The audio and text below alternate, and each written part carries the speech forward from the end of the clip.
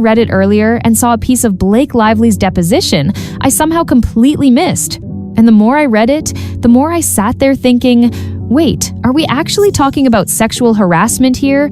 Or are we just throwing legal words at whatever sounds serious in the moment?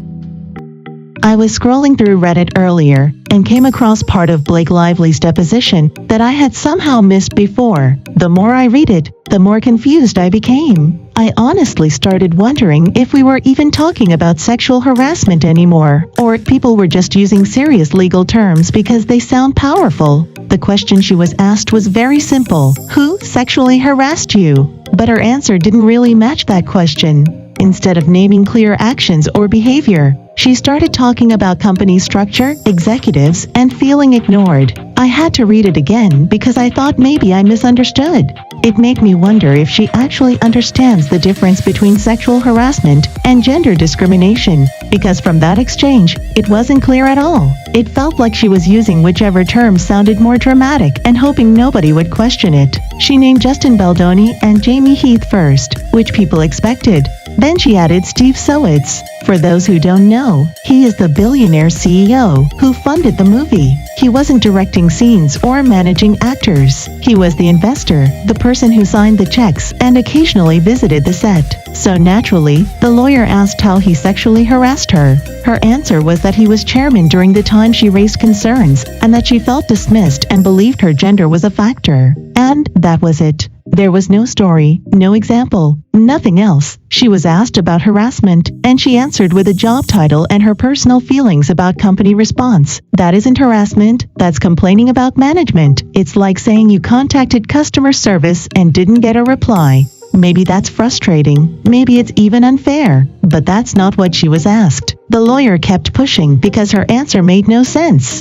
Did she ever talk to Steve about it? No. Did he say anything inappropriate? No. Did he even interact with her in any meaningful way? Again, no. Every answer showed there was nothing there, yet she was still accusing him of harassment, even though she never discussed anything with him. How can someone ignore concerns that were never shared with them? Is he supposed to magically know what she's thinking? Should he have hired someone to read minds on set? And this is where things start getting more complicated, because in her actual lawsuit, she tells a different story about him. She talks about the day they filmed a birthing scene, when she says she was in a very vulnerable position with minimal coverage, and she mentions that Steve happened to visit the set that day. When you read that, it feels intentional, like she's trying to create a suspicious picture. It makes it sound like he showed up just to see her in that situation.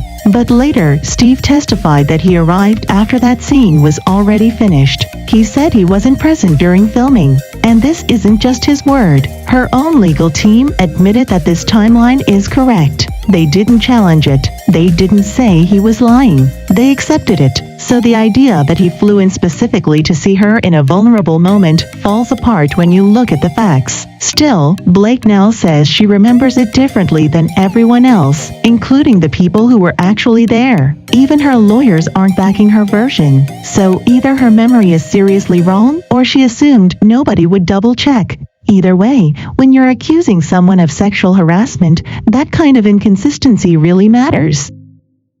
From the outside, it actually looks like the production went out of its way to meet Blake Lively's requests. She wanted an intimacy coordinator on set at all times. They agreed. She wanted control over how certain scenes were handled. Approved. She wanted input on her marketing. Done. She wanted separate press from her co-star. Also done. At this point, it doesn't even sound like a movie set anymore. It sounds like a personal service desk. She sent a detailed list with 17 different demands. The studio arranged a meeting. Everything was discussed. Everything was addressed. Afterward, she even texted someone, basically saying she had fixed everything and that things would be smooth from then on. So where exactly was she ignored? When did anyone actually say no to her? Because from what it looks like, she asked, she received, she confirmed she received, and then later sued everyone for not receiving. That doesn't add up. What more was the studio supposed to do? Celebrate her every morning? Call her daily to check her mood?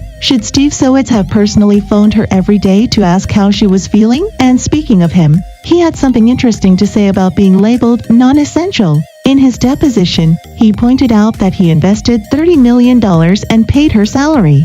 He said that sounds pretty essential to him, and if she thinks that's not essential, she's welcome to send the money back. He wasn't joking. The bigger problem is that by putting Steve on the same harassment list as people she actually worked with, she weakens her own case. If Justin and Jamie did what she claims, then mixing them in with someone whose only crime was being rich and distant makes everything look unstable. It's like saying you were attacked by a dangerous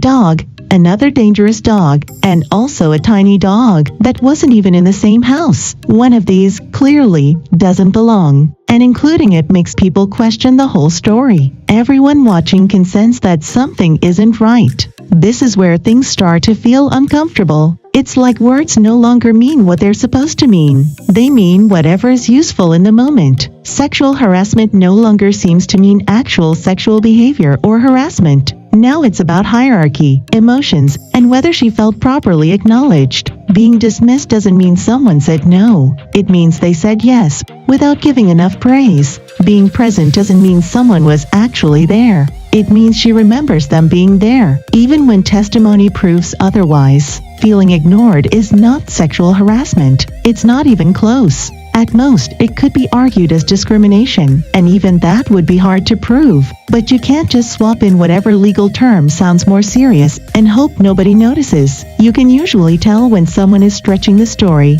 It happens when the version keeps changing depending on what can be proven. First, the story suggests Steve showed up during a vulnerable scene in a suspicious way. Then testimony shows he arrived after it was over. Then, when she has to explain under oath how he harassed her, suddenly it turns into vague talk about corporate roles and feeling dismissed. That doesn't sound like someone describing what happened to them. It sounds like someone adjusting their story after the original version didn't hold up. Meanwhile, people who actually experience workplace harassment have to watch this play out. Every time someone with money and influence plays games with legal definitions and makes claims that fall apart, it makes real victims' lives harder. They already struggle to be believed. Now they have to see a famous actor accuse someone based on a story that even her own lawyers don't defend. At this point, it feels less like testimony and more like improvisation. But that's just how I see it after reading the depositions. What do you think? Does "he was chairman and I felt dismissed" sound like harassment to you? Especially when the earlier story didn't survive scrutiny. Let me know in the comments. I'll be there trying to make sense of all this. And remember, this is just my opinion.